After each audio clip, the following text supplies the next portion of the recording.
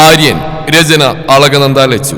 അവതരണം ഷാഹുൽ മലയിൽ. എഡിറ്റിംഗ് ഷെരീജ് പൂനൂർ. നിർമ്മാണം PNR ക്രിയേഷൻസ്. തന്റെ ഇലയിൽ അവൾ പപ്പടവും സാമ്പാറും അൽപ്പാച്ചാറും കൂട്ടി കുഴച്ചെടുത്ത് ആര്യന് നേരെ നീട്ടിയതും ആര്യന്റെ കണ്ണുകൾ വിടർന്നു. അവൻ ആ ഉരുളക്കായി വാതുറന്നു. അത് കഴിക്കുകയും ചെയ്തു.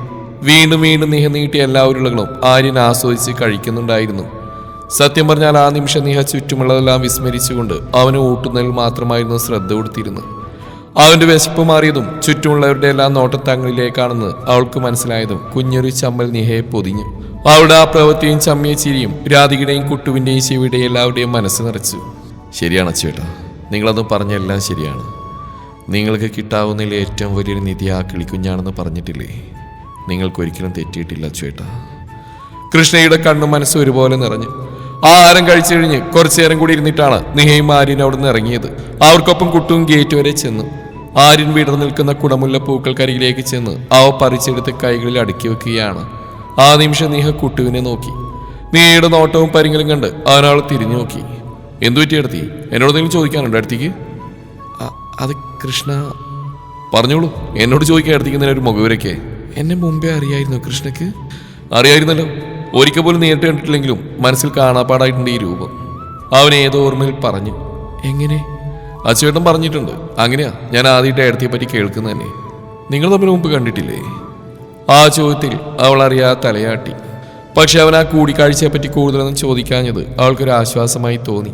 ഒരിക്കൽ മാത്രമേ തന്നെ അച്ചുവേട്ടൻ കണ്ടിട്ടുള്ളൂ, അതും കൂരിരുട്ടിൽ. എന്നിട്ട് ഇവരോടൊക്കെ പറയാൻ മാത്രം എന്ത് പ്രത്യേകതയായിരുന്നു തനിക്ക് ഉണ്ടായിരുന്നു. അവൾ ഓർത്തു. എന്നെന്താ അച്ചുവേട്ടൻ അങ്ങനെ വിളിക്കുന്നേ? അവൾ മടിച്ചു ചോദിച്ചു. എങ്ങനെ? അവന് മനസ്സിലായെങ്കിലും കൃഷ്ണര് കള്ളച്ചിരിയോടെ ചോദിച്ചു. കിളിക്കുഞ്ഞെന്ന്. നിഹയും ചിരിച്ചുപോയി. അതൊക്കെ അടുത്ത് നേരിട്ട് തന്നെ ചോദിച്ചാൽ മതി. എല്ലാം ഞാൻ തന്നെ പറഞ്ഞാൽ അതിലൊരു ത്രില്ലില്ല. എന്താ ചേട്ടാ, ഒരുപാട് കാലം ഇങ്ങനെ ആയിരിക്കുമെന്ന് എൻ്റെ മനസ്സ് പറയുന്നുണ്ട് എടുത്തി. എത്രയും പെട്ടെന്ന് സുഖമാവും. അപ്പോൾ എല്ലാ എടുത്തിനും നേരിട്ടങ്ങ് ചോദിച്ചാൽ മതി കേട്ടോ. ആളെല്ലാം വിശ്വതായി പറഞ്ഞു തരും. അതൊരു സർപ്രൈസ് ആയിരിക്കട്ടല്ല. കൃഷ്ണ ആത്മവിശ്വാസത്തോടെ പറഞ്ഞതും നിഹയും അത് സമ്മതിച്ചുകൊണ്ട് ചിരിയോടെ തലയാട്ടി. അപ്പോഴേക്കും ആര്യൻ കൈ നിറയെ കുടമുല്ലപ്പൂക്കളുമായി അവർക്കടുത്തേക്ക് വന്നു. കുറച്ചെടുത്ത് നിഹയുടെ നീളമുടികൾ കുരുക്കി വെച്ചുകൊണ്ട് ആര്യൻ മുല്ലപ്പൂവിനോടൊപ്പം അവളുടെ മുടിയും എടുത്ത് നാസികയോട് അടുപ്പിച്ചു. അവനേറെ പ്രിയമുള്ള ഗന്ധം ആസ്വദിച്ചു. നിന്നോട് ആ കുട്ടി അച്ചുവിനെ പറ്റി എന്തെങ്കിലും ചോദിച്ചായിരുന്നു? രാധിക പാത്രം കഴുകി വെക്കുന്നതിനിടയിൽ ശിവയോടായി ചോദിച്ചു. എന്താ പറ്റിയേ? അച്ചുവേട്ടൻ ഇങ്ങനെയൊക്കെ വരാൻ എന്താ കാരണം എന്നൊക്കെ ചോദിച്ചിരുന്നു. എന്നിട്ട് നീയെല്ലാം പറഞ്ഞോ? ആ ഉള്ളിൽ തെളിഞ്ഞ ആധിയോട് അവളോട് ചോദിച്ചു. ഇല്ലമ്മേ, എങ്ങനെ പറയും ഞാൻ ആ ചേച്ചിയോട്? അതൊക്കെ എനിക്ക് പറയാൻ പറ്റില്ല, പേടിയാ എനിക്ക്. ശിവ നിറകണ്ണുകളോടെ പറഞ്ഞു. അച്ഛനെയും വലിയച്ഛനെയും കൂടെ മുമ്പിൽ പോയതും അവിടെ വെച്ച് അവരെ കാണാതായതിനെ തുടർന്ന് അച്ചുവേട്ടൻ ഇങ്ങനെ ഒരു അവസ്ഥയിലാണ് ഇവിടേക്ക് കൊണ്ടുവന്നതെന്ന് മാത്രമേ ഞാൻ പറഞ്ഞിട്ടുള്ളൂ. എല്ലാം തുറന്നു പറയാൻ എനിക്ക് കഴിഞ്ഞില്ല. അതൊന്നും സത്യമല്ലല്ലോ അമ്മേ. പിന്നെ എന്തിനാ അതൊക്കെ പറഞ്ഞാൽ ആ ചേച്ചിയെ വിഷമിപ്പിക്കുന്നേ? അതെ ശിവ, എനിക്കും അറിയാം അതെല്ലാം കള്ളമാണെന്ന്. പക്ഷെ ആ കുട്ടിയൊന്നും അറിയാം ഇതിൽ വന്ന് പെട്ട പോലെ ആയില്ലേ. നമ്മളെല്ലാം കൂടി ആ പാവം കുട്ടിയെ പറ്റിക്കുന്ന പോലെ തോന്നുക. ആരുടെയെങ്കിലും വായിന്ന് അവളതൊക്കെ അറിഞ്ഞാൽ സത്യാവസ്ഥ അന്വേഷിക്കാനൊക്കെ ആ കുട്ടിയെ മെനക്കിടൂ. അച്ചുവിനെ കളഞ്ഞിട്ട് പോയി കളയോ? എനിക്ക് ഭയം തോന്നുക ശിവേ. അവനൊന്നും സുഖമായിരുന്നെങ്കിൽ എല്ലാം എൻ്റെ കുട്ടി കണ്ടുപിടിച്ചേനെ. രാധിക കണ്ണുകൾ തുടച്ചു. ശിവയും സങ്കടത്തോടെ നിൽക്കുകയായിരുന്നു. തിരികെ വീട്ടിലേക്ക് നടന്നു പോകുമ്പോൾ ആര്യൻ എന്തൊക്കെയോ കളിച്ചിരികൾ പറയുന്നുണ്ട്. നീ അതിനെല്ലാം ചിരിയോടെ തലയാട്ടിക്കൊണ്ടുപോവാണ് നടപ്പ്. കിളിക്കുഞ്ഞേ, ദോ അതാ സച്ചിയങ്ങളുടെ വീട്. ആര്യൻ സന്തോഷത്തോടെ ഒരു ഇരുനില കെട്ടിടം ചൂണ്ടി പറഞ്ഞു. നീയുടെ മിഴികൾ അങ്ങോട്ടേക്ക് പാഞ്ഞു. അവിടെ മുറ്റത്തെ രേവതിയും ഗാർഡനിലെ ഊഞ്ഞാലിൽ അപ്പു ഇരിപ്പുണ്ടായിരുന്നു. നീയും അച്ചുവിനെയും ഒരുമിച്ച് കണ്ടതും രേവതിയുടെ മുഖത്തൊരു പുച്ഛവും ദേഷ്യവും ഇടകലർന്നു. നീ അവരെ ശ്രദ്ധിക്കാനേ പോയില്ല. ഊഞ്ഞാലിരുന്നുകൊണ്ട് അപ്പു അവളെ കൈ ഉയർത്തി വീശി കാണിച്ചു. നീ ഒന്ന് ചിരിച്ചു കാണിച്ചു. ഇനി ആ രേവതിയുടെ വായിലിരിക്കുന്ന കേൾക്കാൻ ആൾക്ക് തീരെ താല്പര്യമില്ലായിരുന്നു. അതുകൊണ്ട് എത്രയും വേഗം വീട്ടിലേക്ക് പോയാൽ മതി എന്ന് കരുതി അച്ചുവിന്റെ കൈയും പിടിച്ച് നീ ആ കൗസ്തുഭത്തിലേക്ക് നടന്നു. അഹങ്കാരി, അവിടെ ഒരു പോക്കണ്ടില്ലേ? ആരാണെന്ന് അവൾ വിചാരിച്ചു വെച്ചേക്കുന്നത്? രേവതി പിറുപിറുത്തുകൊണ്ട് ചാടിത്തുള്ളി കയറി വരുന്നാണ്ടാണ് സച്ചി വന്ന്. എന്താടി നീ എന്തിനാ ദേഷ്യം പിടിക്കുന്നത്? ഓ, അപ്പുറത്ത് നിങ്ങളുടെ പെങ്ങളുടെ മരുമോളുണ്ടല്ലോ, ഒരഹങ്കാരി. അവളുടെ ഭാവം നടപ്പൊക്കെ കണ്ട അവളാ ഇപ്പൊ കൗസ്തുഭത്തിലെ റാണിയും തോന്നും. ഇതുവഴി പോയിട്ട് ആ ചെക്കനെ ഇങ്ങോട്ടൊന്നും വിട്ടുപോലില്ല മൂദേവി. ആറ് വീണ്ടും പല്ലുകടിച്ച്. അമ്മ എന്തിനാ വഴി കൂടി പോകുന്നവന്മാരൊക്കെ ശ്രദ്ധിക്കാൻ പോകുന്നു? അതർവ് അവിടേക്ക് വന്നു. എനിക്ക് അതിന്റെ ആവശ്യമുണ്ട് ആദി. അങ്ങനെ ആ ദരിദ്രവാസി പെണ്ണ് ആരിന്റെ കൂടെ ഇങ്ങനെ നടക്കുന്നത് എനിക്ക് കണ്ണി പിടിക്കില്ല. എന്റെ മോൾ കിട്ടേണ്ട സ്ഥാനം എവിടുന്നോ കയറി വന്ന് ആ പിഴച്ചവള് നേടിയെടുത്ത്. രേവതിയുടെ ആ സംസാരം കേട്ടുകൊണ്ടാണ് അപ്പു അകത്തേക്ക് കയറി വന്ന്. മതിയമ്മ, എത്ര തവണ ഞാൻ പറയുന്നു എനിക്ക് അച്ചുവേട്ടനെ വിവാഹിക്കാൻ പറ്റില്ലെന്ന്. ഞാൻ ഏട്ടൻ അങ്ങനെ കണ്ടിട്ടില്ല. ദേ ഈ നിൽക്കുന്ന ആദ്യേട്ടനെ പോലെയാ എനിക്ക് അച്ചുവേട്ടനും. പിന്നെ ഇപ്പൊ അച്ചുവേട്ടൻ ഒരു കല്യാണം കഴിച്ചിട്ടുണ്ട്. അദ്ദേഹത്തിന്റെ ഭാര്യ ആ കൂടെ നടക്കുന്ന കുട്ടി. അതൊരിക്കലും ഇനി വേർപ്പിച്ചെറിയാനും പറ്റില്ല. നിങ്ങൾക്കൊന്നും വേറെ പണിയില്ലേ? അവരെങ്ങനെയും സമാധാനമായിട്ട് ജീവിക്കട്ടെ. അപ്പു ഒരിക്കപ്പോടെ പറഞ്ഞു നിർത്തി. നീ കേറിപ്പോ അപ്പു അകത്തേക്ക്. നിന്റെ അധിക പ്രസംഗം നിനക്ക് കേൾക്കണ്ട. നീ തന്നെയാവും കൗസ്തുഭത്തിലെ മരുമോള്. അവന്റെ കോടിക്കണക്കിന് സ്വത്തിന് ഒരേ ഒരു അവകാശമായിട്ട് ആ വീട്ടിൽ നീ മതി. അല്ലാതെ എവിടുന്നോ കയറി വന്ന ഒരുത്തിയല്ല വേണ്ടത്. അവൾ അവിടുന്ന് എങ്ങനെ ഞാൻ പോച്ച് പുറത്തിയടിച്ചിരിക്കും. രേവതി തീർപ്പോടെ പറഞ്ഞു. എന്തോ പറയാൻ വന്ന അപ്പുവിനെ ആദ്യ കണ്ണുകൾ കൊണ്ട് വിലക്കി. അവൾ മടുപ്പോടകത്തേക്ക് കയറിപ്പോയി. നീ ഇങ്ങനെ ടെൻഷനാവാതെ രേവതി. ആര്യനെ കൊണ്ട് നമ്മുടെ അപ്പുവിനെ കല്യാണം കഴിപ്പിക്കണം. അതുപോലെ നിനക്ക്. സച്ചിയുടെ വാക്കുകൾ കേട്ട് അവർ അതേന്ന് തലയാട്ടി. എനിക്കും അത് തന്നെ ആഗ്രഹം. പക്ഷെ നിനക്കറിയാലോ, നമ്മുടെ മോള് അവനെ ആ രീതിക്ക് കണ്ടിട്ടില്ല. പിന്നെ പണ്ട് ഈ ആലോചനയായിട്ട് നമ്മൾ ചെന്നപ്പോൾ ആ ചെക്കൻ നമ്മളെ കളിയാക്കി വിട്ടെന്ന് എനിക്ക് ഓർമ്മയുണ്ടല്ലോ. അവനും ആ രീതിക്ക് നമ്മുടെ അപ്പുവിനെ കാണാൻ പറ്റില്ലെന്ന് അവൻ തീർച്ചപ്പെടുത്തി അന്നേ പറഞ്ഞതാ. സച്ചിയും നിർത്തി. സച്ചിയേട്ടൻ എന്താ പറഞ്ഞു വരുന്നേ? ഇനി ഒരിക്കലും എൻ്റെ ആഗ്രഹം നടക്കില്ലെന്നാണോ? അല്ലടി, ഏത് വിധേനെ അവനെ നമ്മുടെ മോളെ തന്നെ കെട്ടിക്കും. അതിനുവേണ്ടി ഞാനും എൻ്റെ മോനും കഷ്ടപ്പെട്ട ചില്ലറ എന്നല്ലെന്ന് നിനക്കറിയാലോ. ഇപ്പോൾ അവൻ്റെ ഈ അവസ്ഥയ്ക്ക് വേണ്ടി ഒന്നല്ല, രണ്ടെണ്ണത്തിനെയാ ഞാൻ ഈ ഭൂമിയിൽ തന്നെ ഇല്ലാതാക്കിയത്. ഈ ഒരവസ്ഥയിൽ അവനെ വിവാഹം കഴിക്കാൻ ഒരിക്കലും മറ്റൊരു പെൺകുട്ടിയും തയ്യാറാവില്ലെന്നാണ് ഞാൻ കരുതിയത്. അങ്ങനെ വരുമ്പോൾ എൻ്റെ മോളുടെ ആലോചന ഞാൻ അവർക്കടുത്തേക്ക് നീട്ടും. അവർക്കാർക്കും സമ്മതിക്കാനും പറ്റില്ല. അവൻ അപ്പുവിനെ കല്യാണം കഴിച്ച് സ്വത്തല്ല നമ്മുടെ കയ്യിൽ വന്നാൽ പിന്നെ ആ ഭ്രാന്തനെ ഈ ഭൂമിക്ക് മേൽ ഞാൻ വെക്കില്ലായിരുന്നു. പക്ഷേ എൻ്റെ പ്ലാനെല്ലാം തകർന്നു. ആ പീറപ്പെണ്ണ് കാരണം. അവൻ എന്തിനാ കല്യാണം കഴിക്കാൻ സമ്മതിച്ചെന്ന് എനിക്ക് മനസ്സിലാവുന്നില്ല. ഒരു ഭ്രാന്തൻ്റെ ഒപ്പം ജീവിക്കാൻ ആരാ തയ്യാറാവുക? ഏട്ടന് മനസ്സിലായില്ലേ? അവളുടെ കണ്ണ് അവൻ്റെ പൂത്ത പടത്തിന് മേലെ ആയിരിക്കും. അതാ അവൾ ആ ചെക്കനെങ്ങനെ അടക്കി പിടിച്ചേക്കുന്നേ. പക്ഷെ ഇനി നമ്മൾ എന്ത് ചെയ്യും? അവളെ എങ്ങനെയെങ്കിലും അവനെ നടത്തി മാറ്റണം. ഒരിക്കലും അവളുടെ പേര് പോലും ഓർക്കാത്ത വിധം അവൻ്റെ ഓർമ്മകളിൽ നിന്ന് പോലും അവളെ നമ്മൾ തുടച്ച് നീക്കണം. ആദിക്കുടിലതയോടെ പറഞ്ഞു. പിന്നെ വേണ്ടത്, ഒരിക്കലും അവൻ്റെ അസുഖം ഭേദപ്പെടാൻ അനുവദിക്കരുത്. അതിന് ഞാൻ സമ്മതിക്കില്ല. ഇനി ആര്യൻ ചന്ദ്രശേഖർ നോർമലായിട്ട് വന്നാൽ നമ്മളൊന്നും ഈ ഭൂമുഖത്തും ഉണ്ടാവില്ല. അവൻ എത്രമാത്രം അപകടകാരിയാണെന്ന് എനിക്ക് അന്ന് മനസ്സിലായതാ. അതുകൊണ്ട് അവൻ്റെ ഭ്രാന്ത് നമ്മൾ ഇനിയും കൂട്ടണം. പക്ഷേ ഒന്നും എടുത്തിയാടി ചെയ്യാനിപ്പോൾ പറ്റില്ല. നമ്മളൽപ്പം ക്ഷമ കാണിച്ചേ പറ്റൂ. നമുക്ക് പിന്നിൽ ആ കൃഷ്ണജിത്തിൻ്റെ കഴുകൻ കണ്ണുകളുണ്ട്. പ്രായം കുറവാണെങ്കിലും ചക്കം വിളഞ്ഞ വിത്ത. നമ്മൾ ഉദ്ദേശിക്കുന്നതിനൊക്കെ ഒരുപാട് മേലെ അവൻ ഒറ്റൊരുത്തനാ ആ പെണ്ണിനെ ആര്യൻ്റെ ജീവിതത്തിലേക്ക് കൊണ്ടുവന്നത്. അത് നമുക്ക് ദോഷം ചെയ്യും. അവളുടെ സ്നേഹവും പരിചരണമൊക്കെ കിട്ടിയാൽ ഒരുപക്ഷെ അവൻ റിക്കവറായേക്കും. അത് നമ്മൾക്ക് ആപത്താ. സച്ചി താടി തടവിക്കൊണ്ട് പറഞ്ഞു. രേവതിയും മാതിയും അതിനനുകൂലിച്ചു. ആദ്യത്തെ മുറിയിൽ അപ്പു ഇതെല്ലാം കേട്ട് നിൽപ്പുണ്ടായിരുന്നു. അവൾക്കിതൊന്നും വിശ്വസിക്കാനായില്ല. വെറുതെ ചെവിയോർക്കാൻ മനസ്സ് പറഞ്ഞുകൊണ്ട് മാത്രം നിന്നാണ്. പക്ഷെ കേട്ടതൊക്കെയും അവളുടെ സകല നാടീഞ്ഞരമ്പുകളെയും തകർക്കുന്നതായിരുന്നു. കൗസ്തുഭത്തിലെ ഗേറ്റ് കടന്നപ്പോഴേ അവർ കണ്ടു സിറ്റ് ഔട്ടിൽ തങ്ങളെയും കാത്തിരിക്കുന്ന അമ്മയെ. ഓർമ്മ വെച്ച നാൾ മുതൽക്കേ ഇങ്ങനെയൊരു കാഴ്ച തനിക്ക് ഉണ്ടായിട്ടില്ല. തന്നെ കാത്തിരിക്കാനോ സ്നേഹത്തോടെ വിശേഷങ്ങൾ തിരക്കാനോ ഒന്നും ആരും ഉണ്ടായിട്ടില്ലെന്ന് അവൾ വേദനയോടെ ഓർത്തു. മക്കള് വന്നോ? ഞാൻ കുറച്ചേരം കൊണ്ട് നോക്കിയിരിക്കുക. നിങ്ങളും കൂടി ഇല്ലാത്തതുകൊണ്ട് ഒരു ഒച്ചയും ബഹളവും ഒന്നുമില്ല. ആകെ തനിച്ചായ പോലെ. ആ വാക്കുകളിലും വേദന തിങ്ങി നിന്നു. ഒറ്റക്കായി പോയവരുടെ വേദന. സ്വന്തം ഭർത്താവ് എവിടെയാണെന്നോ എന്തു പറ്റിയെന്നോ അറിയാതെ ആത്തി പിടിച്ച് ഓരോ ദിവസവും തള്ളി നീക്കുന്ന അമ്മ. എന്തിലേതിലും മിടുക്കനായിരുന്ന ഒരേ ഒരു മകൻതാ ഇപ്പോൾ മനോനില തകർന്ന അവസ്ഥയിലും. എല്ലാം കൊണ്ടും വല്ലാത്തൊരു ശിക്ഷ തന്നെ. അമ്മേ, ഇന്നെനിക്ക് നിഹയ ചോറ് വാരി തന്നേ. ആര്യൻ കുഞ്ഞിപ്പിള്ളേരെ പോലെ സന്തോഷത്തോടെ പറയുന്ന കേട്ട് നിഹക്കും ചിരി വന്നു. ആണോ? എന്നിട്ട് മോൻ കഴിച്ചോ? അവർ ആര്യന്റെ നെറുകയിൽ തലോടി. വയറു നിറച്ച് കഴിച്ചു അമ്മേ. എന്റെ വയറ് പൊട്ടിപ്പോന്ന ഞാൻ വിചാരിച്ചേ. അവൻ കുറുമ്പോടെ പറഞ്ഞു. നീ അവനെ കുഞ്ഞ് പരിഭവത്തോടെ നോക്കി. ആര്യൻ അതിനൊരു കള്ളച്ചിരിയാണ് മറുപടിയായി കൊടുത്ത്. ഇരുവരുടെയും സ്നേഹവും കുറുമ്പും കണ്ട് ആ അമ്മയ്ക്ക് സന്തോഷം തോന്നി. ആര്യന്റെ പെണ്ണായി നിഹയെ കുട്ടിയോട് അവതരിപ്പിച്ചപ്പോൾ ആർക്കും ആദ്യം താല്പര്യം തോന്നിയില്ല. താൻ പോലൊന്നും മടിച്ചു. പക്ഷേ കുട്ടുവിന് വാശിയായിരുന്നു നിഹാര മതിയെന്ന്. അവൻ്റെ അച്ചുവേട്ടന് കിട്ടാവുന്നതിൽ ഏറ്റവും നല്ല പെൺകുട്ടി നിഹയാണെന്ന് അവൻ തീർച്ചപ്പെടുത്തി പറഞ്ഞതും എല്ലാവരും സമ്മതിച്ചു. സത്യമാണ് അവൻ പറഞ്ഞത്. എൻ്റെ കുഞ്ഞിനെ എന്തുകൊണ്ടും ചേരുന്ന പെണ്ണ് തന്നെയാണ് നിഹമോള്. ആര്യൻ നിഹയുടെ കൈകളിൽ പിടിച്ചുകൊണ്ട് മുറിയിലേക്ക് പോകുന്നുണ്ട്. അവർ മനസ്സിൽ ചിന്തിച്ചു. മോളെ, നിങ്ങൾ രണ്ടാളും കൂടി മോളുടെ വീട്ടിലേക്കൊന്ന് പോകണ്ടേ? വൈകുന്നേരം ചായ കുടിക്കുന്നിടയിലാണ് ജയന്തി അത് ചോദിച്ചത്. അതുവരെ സത്യം പറഞ്ഞാൽ നീ അങ്ങനെ ഒരു കാര്യം ഓർത്തിട്ടേ ഇല്ലെന്ന് തന്നെ പറയാം. കാരണം ഓർക്കാൻ സുഖമുള്ളതായിട്ട് ഒന്നും തന്നെ അവിടെ ഇല്ല തനിക്കായി. ആകെ ഒരു സമാധാനം അമ്മുവേച്ചിയാണ്. മോളെ എന്താണെന്നും പറയാത്ത. ഇതൊക്കെ ഒരു ആചാരം കൂടിയാ കുട്ടി. നാളെ തന്നെ നിങ്ങൾ വീട്ടിലേക്ക് പോയിക്കോളൂ. ഒരു ദിവസം അവിടെ തങ്ങിയിട്ട് വന്നാൽ മതി. അവളുടെ മൗനം ശ്രദ്ധിച്ചുകൊണ്ട് ജയന്തി പറഞ്ഞു. എത്രയൊക്കെ പറഞ്ഞാലും അവൾക്ക് വീട്ടിൽ പോകണമെന്നും അവളുടെ ബന്ധുക്കളെയൊക്കെ കാണാനും മോഹമുണ്ടാവില്ല എന്നാണ് അവർ കരുതിയത്. ഒരുപക്ഷെ ആര്യൻ്റെ ഇങ്ങനത്തെ അവസ്ഥ കൊണ്ടാണ് അവൾ മൗനം പാലിക്കുന്നതെന്ന് അവർ തെറ്റിദ്ധരിച്ചു. കാരണം അവൾ ആ വീട്ടിൽ അനുഭവിച്ചതിനെ പറ്റി ആർക്കും അറിയില്ലായിരുന്നു. കല്യാണാലോചനയുമായി ചെന്നപ്പോൾ അവിടെയുള്ള എല്ലാവരും നിഹയോട് വളരെ സ്നേഹത്തോടെ പെരുമാറുന്നതാണ് അവരൊക്കെ കണ്ടത്. അത് അമ്മ പോയിട്ട് ഞാൻ വൈകുന്നേരം വന്നോട്ടെ, ചിലപ്പോൾ അച്ചുവേട്ടൻ അവിടെ നിൽക്കാൻ ബുദ്ധിമുട്ടായാലോ? നിഹ മടിയോടെ ചോദിച്ചതും ജയന്തി ഒന്ന് ചിരിച്ചു. അതോർത്ത് മോൾ പോവാതിരിക്കേണ്ട. നീ എവിടെയാണെങ്കിലും അവിടെ അവനൊരു വാശിയും കാണിക്കാണ്ട് നിൽക്കും.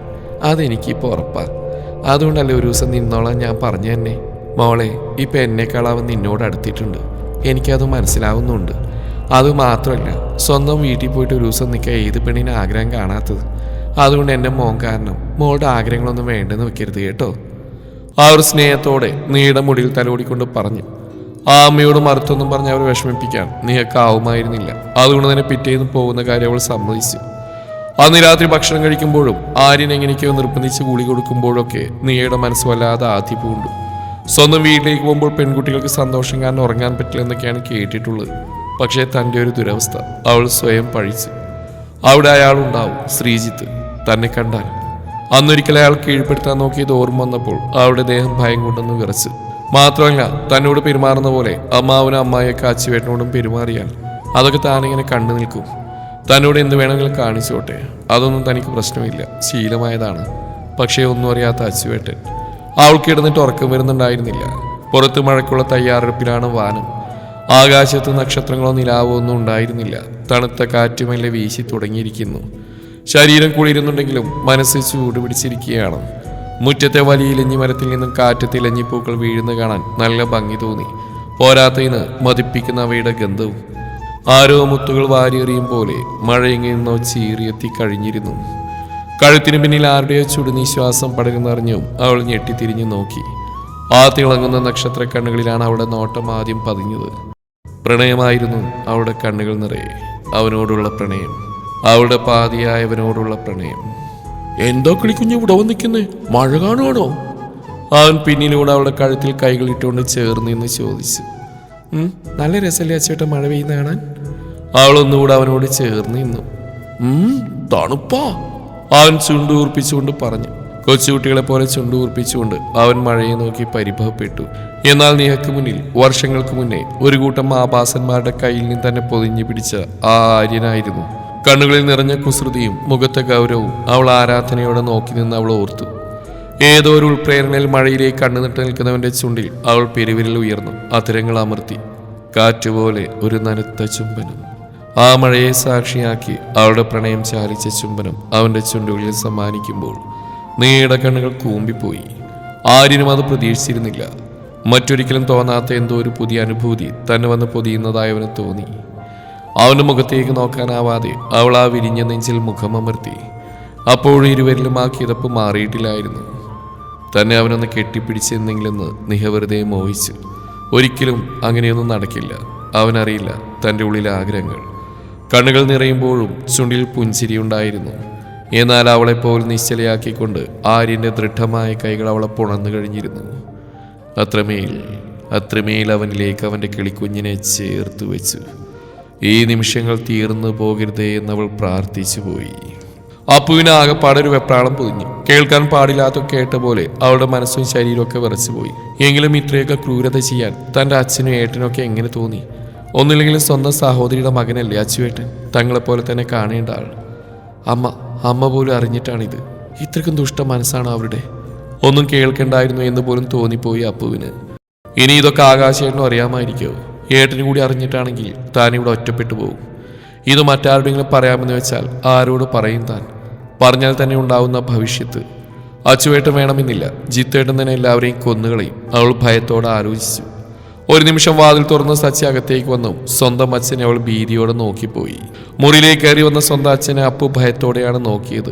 വിയർപ്പ് തുള്ളികൾ അവളുടെ ശരീരമാകെ നനച്ചു. തന്റെ മുഖത്തെ വെപ്രാളം പുറത്തറിയാതിരിക്കാൻ അവൾ നന്നേ പാടുവിട്ടു. സച്ചി ഒരു ചിരിയോടെ അവിടെ ബെഡിലേക്ക് ഇരുന്നുകൊണ്ട് അപ്പുവിന്റെ നെറുകിൽ തലോടാനായി കൈയുയർത്തിയതും അപ്പു പെട്ടെന്ന് പേടിച്ച് പിന്നോക്കം പോയി. അയാൾ അത് കണ്ട് എന്തു പറ്റിയെന്ന് മനസ്സിലാവാതെ ഇരുന്നു പോയി. അപ്പു പെട്ടെന്ന് തന്നെ സ്വയം നിയന്ത്രിച്ചുകൊണ്ട് അയാൾക്കരികിലേക്ക് ചേർന്നിരുന്നു.